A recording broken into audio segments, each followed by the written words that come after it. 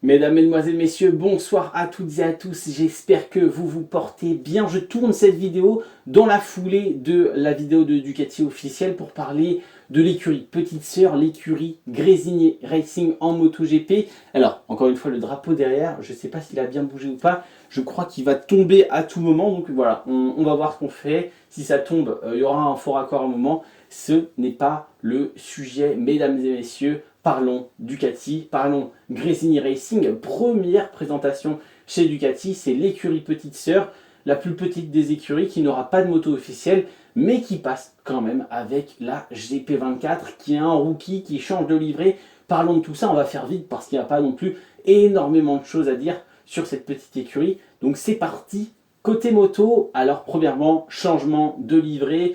Enfin, je sais que certaines personnes adoraient et je ne comprenais pas comment c'était possible. Déjà, c'est arrivé en 2022 avec une livrée abominable avec DJ Antonio, Bastianini, beaucoup de rouge, du bleu clair.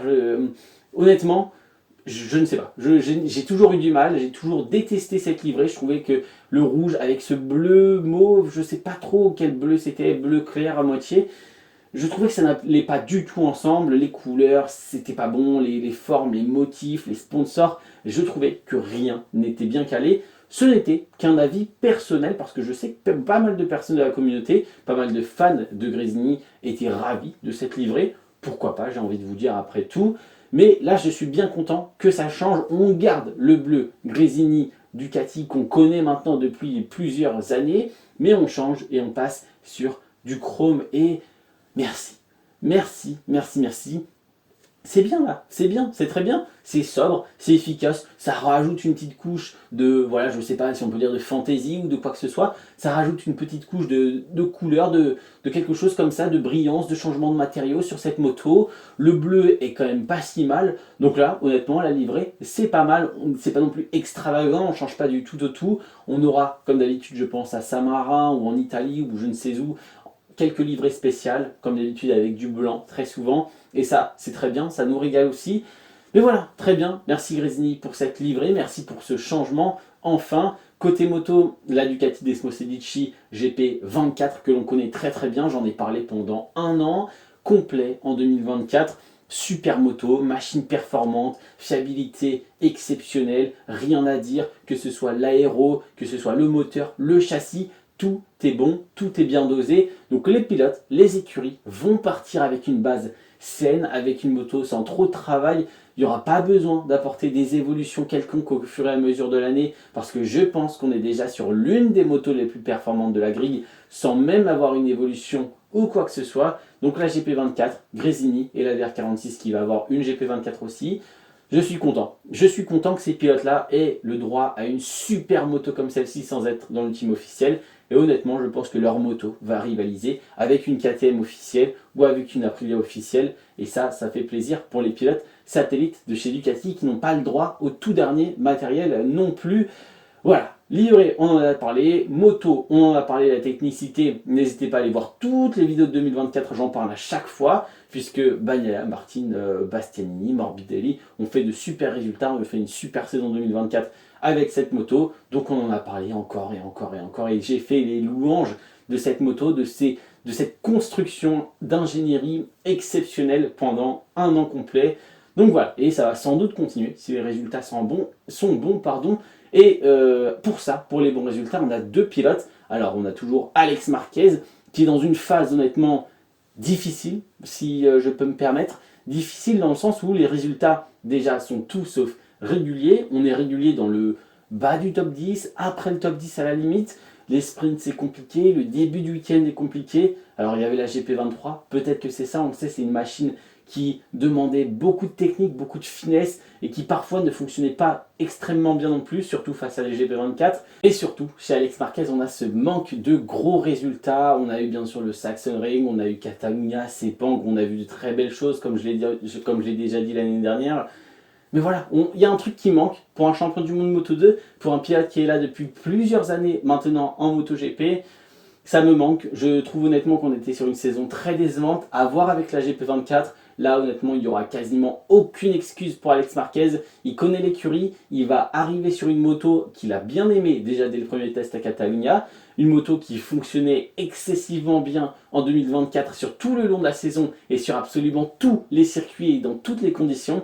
Donc là, Alex Marquez, j'arrive pour moi sur une saison de test, la saison qui va déterminer si oui, il est capable, un peu comme DJ Antonio, de passer limite en tant que top pilote ou pilote qu'on attend dans le top 5, ou si justement c'est un pilote qui va rester en retrait sur le reste de sa carrière. Après, voilà, je ne suis pas devin, je ne sais pas ce qui va se passer, mais s'il n'arrive pas à performer cette année, je pense que c'est un pilote qu'on ne reverra pas forcément. Oui, il y aura des coups d'éclat, oui, il y aura quelques podiums, peut-être une victoire même qui va arriver dans les années à venir, mais je ne pense pas qu'on sera sur un top pilote si la saison 2025 n'est pas cohérente, n'est pas concrètement bonne en termes de performance. De l'autre côté du box, un jeune, un rookie, une déception peut-être pour certains, pour moi le premier en tout cas, Firmin Aldeguer. Firmin Aldeguer, fin 2023, tout le monde s'est dit, faut le signer en MotoGP. Moi le premier, je me suis dit, pépite, talent générationnel, le deuxième Pedro Acosta, un Pedro peut en cacher un autre, c'était Firmin Aldeguer. La saison 2024 est pitoyable, pitoyable, des erreurs, aucune régularité, pas de performance. Oui, on a eu des podiums, oui, on a même eu des victoires, oui, on a eu ceci, cela, mais honnêtement, on n'a pas eu ce regain d'énergie en fin de saison comme l'année précédente, on n'a pas eu cette régularité dans les top résultats, on a eu des erreurs de débutants, mais même dans sa carrière, enfin même dans sa première saison en rookie, en Moto 2, il n'a pas fait ce genre d'erreur, on pense à Barcelone par exemple.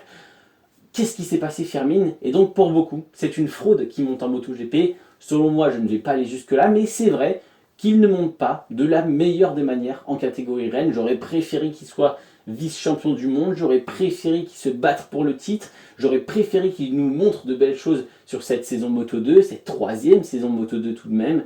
Donc voilà, malheureusement, ce n'était pas le cas. Firmin Aldeguer monte en MotoGP. J'attends de belles choses. Déjà, je pense que c'est le rookie qui a le plus de chances en arrivant sur une GP24 qui est déjà premièrement facile d'accès de par sa rapidité naturelle. Donc je pense que c'est le rookie qui va nous montrer le plus de belles choses, même si j'attends beaucoup d'Ayogura, je ne vous mens pas. Mais j'ai l'impression que ça va être le meilleur des trois pilotes qui viennent d'arriver en MotoGP. Ça me paraît très logique, mais on va lui laisser une année d'adaptation, comme à tous les rookies. Ne soyons pas trop exigeants, ne crions pas à la fraude trop rapidement, parce que forcément, va falloir s'adapter l'électronique, l'aéro, les pneumatiques. Tout ça, bien sûr, vous le savez, c'est plus difficile que ce qu'on ne pense. C'est très très difficile. Et c'est pareil, je ne vais pas me baser non plus sur l'exemple Pedro Acosta que nous avons eu en 2024 pour parler des rookies qui sont arrivés cette année. Pour moi, c'est une autre catégorie tout de même. Mais je ne sais pas, je ne suis pas à l'abri d'un bon résultat et je serais même ravi qu'un rookie gagne cette saison, fasse un petit podium, ceci, cela, ça me ferait vraiment plaisir. Donc voilà, Firmin Aldeguer, Alex Marquez, Ducati, MotoGP, GP24. Et puis voilà, dites-moi ce que vous pensez de cette line-up pour Gresini en 2024. Mettez-moi tout ça en commentaire, les pilotes, ceci, cela. Et on en parle, on en discute et j'espère que ça vous a plu. Merci d'avoir regardé, c'était Théo. Ciao, ciao.